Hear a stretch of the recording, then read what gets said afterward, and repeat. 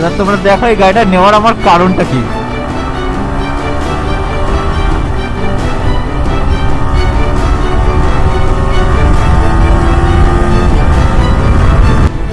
R15 এর মতো best bike আমার মনে হয় না মার্কেটে আর আছে। এই বাইকটা যেরকম লুকস তো সেরকম পারফরমেন্স, সব দিক দিয়ে বেস্ট।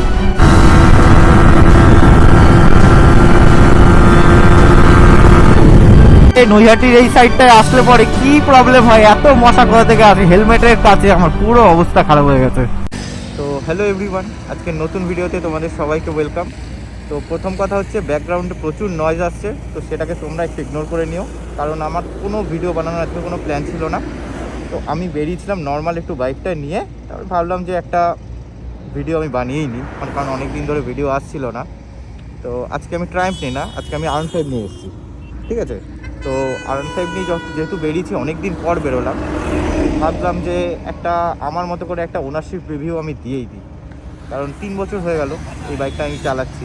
তো 3 বছর পরে গিয়ে বাইকের কোনো পারফরমেন্স কোনো ডাউন হলো কি না, বা সামথিং কোনো কিছু যে কোনো প্রবলেম হচ্ছে কি না, তো সেইগুলো নিয়ে একটা তোমাদের সাথে একটুখানি মানে কথা বলে নিই।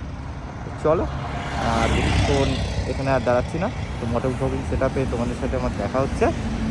ও আরেকটা জিনিস তোমাদেরকে আমি বলতে ভুলেই গেলাম, তো আজকে হচ্ছে 3 বছর পরে গিয়ে এর টপ স্পিডে কোনোরকম কোনো এফেক্ট করলো কিনা, তো সেটাও আমি আজকে টেস্ট করব। তো যদি রাস্তা ভালো থাকে তো এটার টপ স্পিডটাও আমি অ্যাচিভ করার চেষ্টা করব। চলো বাইকে দেখা হচ্ছে। তো প্রথম কথা হচ্ছে, সোলো চালিয়ে বাইকটা কিন্তু আমার কোনো প্রবলেম হয় না, ঠিক আছে। কারণ এই বাইকটার ওয়েট হচ্ছে খুব হালকা, 137-138 কেজি নর্মাল ওয়েট। তো পিলিয়ন নিয়ে যদি আমি চালাই তাহলে আমার কিন্তু একটু প্রবলেম হয়, কারণ হচ্ছে এই বাইকটা পাওয়ার ডাউন হয়ে যায়, তো তখন পাওয়ার ল্যাগ করতে শুরু করে, সেটা একটু প্রবলেম ক্রিয়েট করে। তাছাড়া বাইকে কোনো প্রবলেম আমার মনে হয় না আছে। এই বাইকের মতো মাইলেজ আর কোনো বাইক তো দেয় না। এইরকম স্পোর্টি বাইকে মানে এত মাইলেজ দেয়, এটা 40-45 আমি নর্মালি পাই। তো মোটামুটি ধরে নাও 500 টাকা তেল ভরালে তোমার আর মানে পেট্রোল পাম্পের দিকে তাকাতে হবে না, তো তুমি গাড়ি চালাও খালি। আর এই বাইকের পারফরমেন্স মানে নো ডাউট এখনো অবধি আমার কোনো রকম কোনো প্রবলেম হয়নি। এর গাড়ি নিয়ে যখন মানে শীতকালে আমার একটুখানি প্রবলেম হয়, যদি মনে করো অনেকদিন তুমি বাইক না চালাও, তো হঠাৎ করে একটু ব্যাটারি ইস্যু আসে। তো ব্যাটারিটা আমি এই বছরও প্রবলেম হচ্ছিল, আগের বছরও প্রবলেম হচ্ছিল। ব্যাটারিটা তুমি যদি একবার চার্জ করে নেবে, পুরো শীতকাল তুমি 2-4 দিন পর একটু গাড়িটা অন করবে, তো গাড়ি তুমি না চাললেও তোমার ব্যাটারি কোনো প্রবলেম নেই। R15 এর মতো বেস্ট বাইক আমার মনে হয় না মার্কেটে আর আছে। তো এই বাইকটা যেরকম লুকস তো সেরকম পারফরমেন্স, সব দিক দিয়ে বেস্ট। তো আমার হচ্ছে ফার্স্ট বাইক ছিল R15 V2, ঠিক আছে। এবার সেই যে বাইকটার যে ফিলিংসটা সেটা বিক্রি করার পরে তো আমার মানে কেমন একটা লাগতো, তাই জন্য এই মডেলটা বেরোলো। আমি এই R15M যেটা কুইক শিফট এডিশন, এটা তো সেটা পারচেস করাটা আমার বেস্ট ডিসিশন ছিল। এটার একটাই প্রবলেম হয়, সেটা হচ্ছে আমার পশ্চারটা, আর তাছাড়া কোনো প্রবলেম বাইকে। এবার তুমি যদি মনে করো 15-20 কিলোমিটারই রাইড করবে, এটাকে নিয়ে বেশি লং ডিস্টেন্সে তুমি যাবে না, তাহলে কোনো প্রবলেম নেই বাইকে। বাইক মানে খুব ভালো। তো চলো তোমরা একটুখানি বাইকটা নিয়ে একটুখানি টাটানি করি, তো তাহলে তোমরা বুঝতে পারবে বাইকের কোনো পারফরমেন্স কোনো রকম কোনো কিছু ল্যাক করছে কিনা। তো দেন তোমাদেরকে ওভারঅল একটু বাইকের ওয়ার্কআউট দিয়ে আর ভিডিওটা এন্ড করে দেবো। চলো, কিন্তু তোমরা প্লিজ ভিডিওটা যদি ভালো লাগে একটু লাইক করে দিও, আর চ্যানেলটা একটু সাবস্ক্রাইব করে দিও, কারণ তোমাদের জন্য আমি আরো নতুন নতুন ভিডিও নিয়ে চলে আসবো। তো লেটস গো।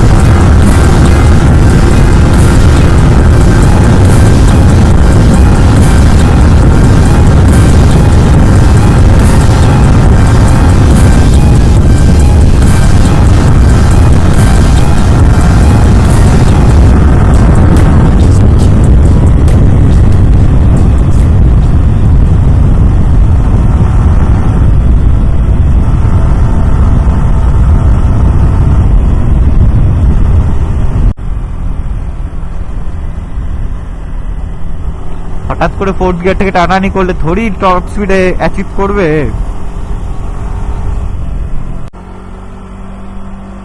এবার তোমরা দেখো এই গাড়িটা নেওয়ার আমার কারণটা কি।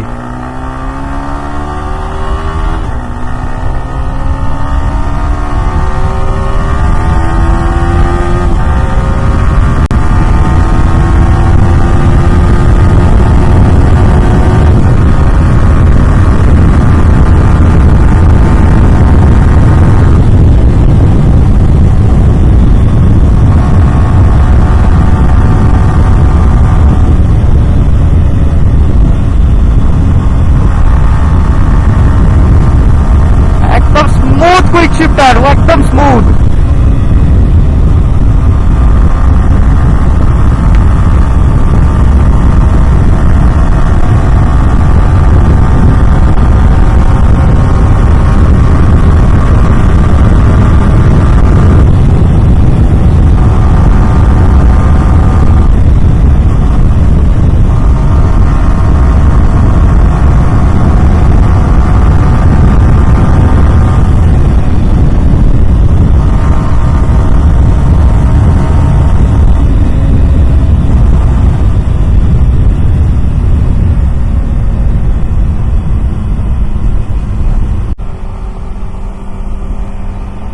আমি জানি না এইদিকে নৈহাটির এই সাইডটায় আসলে পরে কি প্রবলেম হয়, এত মশা কোথা থেকে আসে। হেলমেটের কাছে আমার পুরো অবস্থা খারাপ হয়ে গেছে, তোমাদেরকে পরে আমি দেখাবো।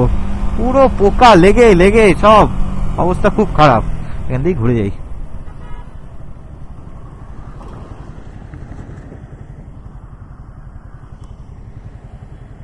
তোমাদেরকে তো বললাম আজকে ভিডিও বানানোর কোনো মোটিভ ছিল না আমার, তাই ওখান থেকে ক্রসিং থেকে আমি এদিকে আবার বাড়ির দিকে ঘুরে গেলাম। তো আর একটুখানি তোমাদের সাথে কথা বলে নি, দেন বাড়ির দিকে বেরিয়ে যাবো।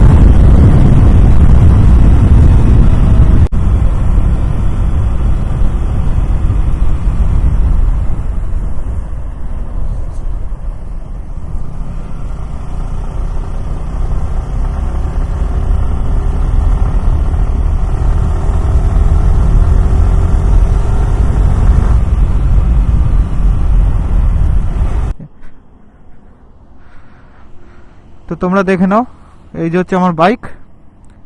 বেসিক কিছু মডিফিকেশন আমার করা রয়েছে, আর তাছাড়া আমার সেরকম কিছু করার নেই। যেমন এই উইন্ডশিল্ডটা লাগানো রয়েছে, ঠিক আছে। আর বেসিক কিছু বলতে যে টায়ারে এটা লাগানো আছে, তো এরকম কিছু, মানে খুব কিছু মডিফিকেশন আমি কিছু করাইনি। তবে এই বাইকটার পেছনে এবার আমি খরচা করব, কারণ এই বাইকটা আমি পুরো র্যাপ করাবো সুন্দর করে, দেন এটাকে মানে বেস্ট একটা R15 আমি বানাবো।